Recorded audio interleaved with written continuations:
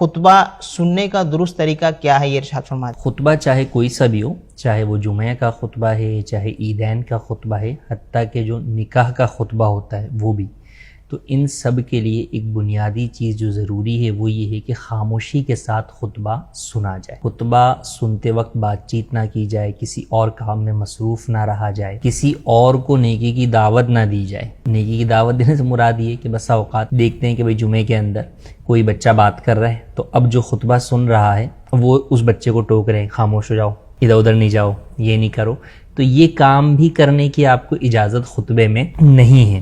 اچھا، نکاح کے خطبے کے وقت تو لوگ ویسے ہی جو ہے وہ عموماً توجہ ہی نہیں دیتے، جو شاید قریب میں چند لوگ ہوں وہ تو شاید پھر بھی اس طرف متوجہ ہوتے ہوں، لیکن بقیہ لوگ توجہ نہیں دیتے۔ حالانکہ نکاح کا خطبے کے لیے بھی یہی ضروری ہے کہ جب وہ خطبہ ہو رہا ہے تو خاموشی کے ساتھ سنیں۔ اس وقت نہ آپ ذکر و اذکار کر سکتے ہیں، نہ آپ تسبیح پڑھ سکتے ہیں، اور نہ ہی آپ گفتگو کر سکتے ہیں، تو لہٰذا بالکل خاموشی کے ساتھ خطبہ سنا جائے۔ تو جمعہ ہو یا عیدین کا خطبہ ہو یا نکاح کا خطبہ ہو، بہرحال کوئی بھی خطبہ ہے، خاموشی کے ساتھ سننا ضروری۔